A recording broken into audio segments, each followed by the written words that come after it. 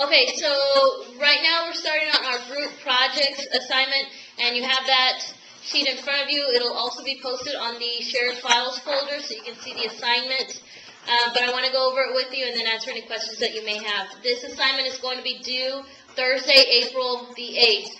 So it's about roughly a week and a half away. Okay, it's not going to be a huge project to do, and since it's a group working together, you should be able to get it done in a short amount of time. It says each group will research and present a speech over appropriate business communication principles from various cultures. Okay, so your group is going to choose different cultures. It can be different nationalities, different ethnicities, cultures being from different countries, or even within the United States, different cultures. But you're going to identify different business communication principles. And I've listed some at the bottom that we'll just talk about. And what also you're going to have to do is you're going to have a PowerPoint presentation that you need to create that goes along with your presentation. It's a 10 to 12 minute part. Everybody has to have a part. Everybody has to talk. And roughly there's going to be 4 to 5 of you in a group, so that's about 1.5 to 2.5 minutes each. Okay, so it's not a very long time to do. You can all do it and get it done. But total needs to be 10 to 12 minutes. It says you're going to be graded on your ability to work as a group, but you'll also be graded individually. And you're going to have to turn in a typed manuscript outline. And there's examples in the book, along with a works cited page with at least 4 credible resources. Now, when we talk about credible resources, they need to be appropriate for whatever it is that you're using. Wikipedia is not appropriate because you can find an actual dictionary or an encyclopedia that has that information. So I'm not excluding internet sources, but again, they need to be credible. And if you're not sure, ask me, and I can give you some information about what that is.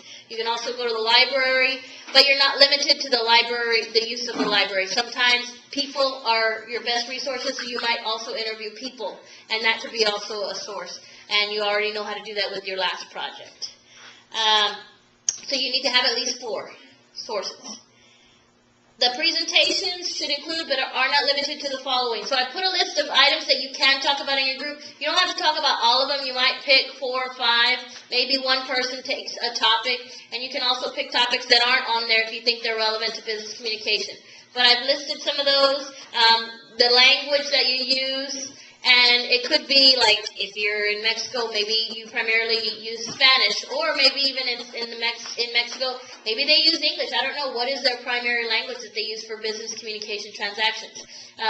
Maybe in China, even in America, what part of America might they use a different type of language? Their dress, what is appropriate dress for business encounters, business communication encounters? Customs, different greetings that the culture has as far as business transactions go.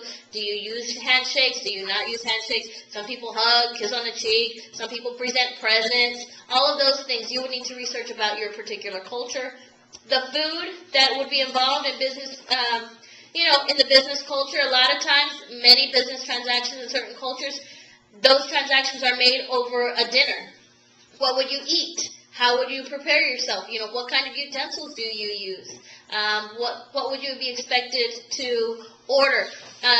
Some people have even found out who is supposed to pay for the meal, because that also depends on the culture. And if you try to pay for a meal, it could be an insult to the person that hosted the meal, or if you don't offer to pay, it could be an insult to the person that gave that. So again, those are things you need to research in that business culture. Impression management rituals, so how to make the best impressions in that particular culture with your business, the business impression management. That's what we're looking at there. You can research that.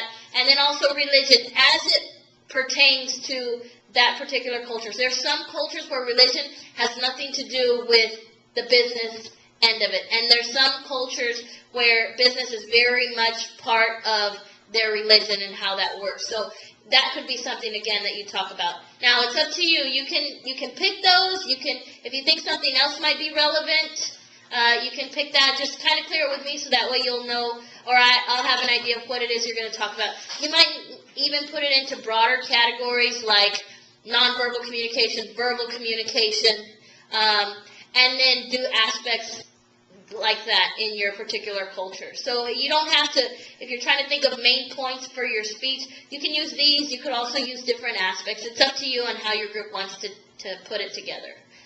But again, you can use me as a resource to see what's going to work best for you.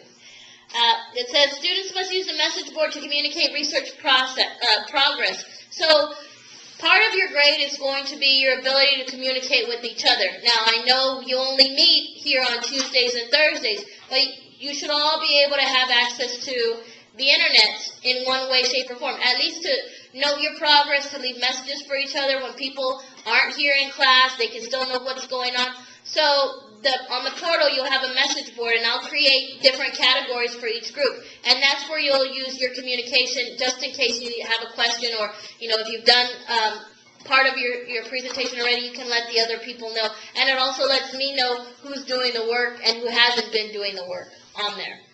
Okay.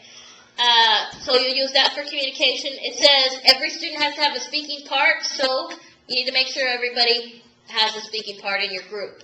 It says you will be graded by your group members, and you'll also be graded by me. Because this is a group project, it's not fair that one person does the work and everybody gets the credit. So everybody will be graded by their participation in the group, by the group members, but then I will also be grading you by my understanding of how well you participated in the group, and then I'll also see it. It'll really show itself when you do your group presentation.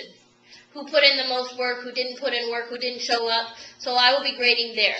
And it says there's no makeups for this assignment, so if you miss it, you lose points, any or all of points. But just because you're gone, if you've done all the work up until then, you can still get some of the credit, as far as your group members may give you credit for doing certain things, but you won't get credit for the actual speech presentation. So everybody has to be there on that day.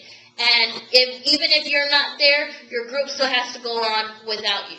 Okay, so that's part of being the group. So if you know you're going to be gone, or if you know something's going to happen, you need to make arrangements to get things done. How will points be awarded? Again, this is 100 points of your grade. So your PowerPoint presentation is worth 10 points. I'm going to be looking at, the colors, the font, the spacing, were the words spelled correctly, was it used appropriately in your presentation, or does it look like it was thrown together? So you'll get up to 10 points for how good that is. Your outline and works cited, is it proper MLA style? Is it typed? Is it organized in an appropriate fashion? You'll get up to 10 points for that. And do you have your 4 sources?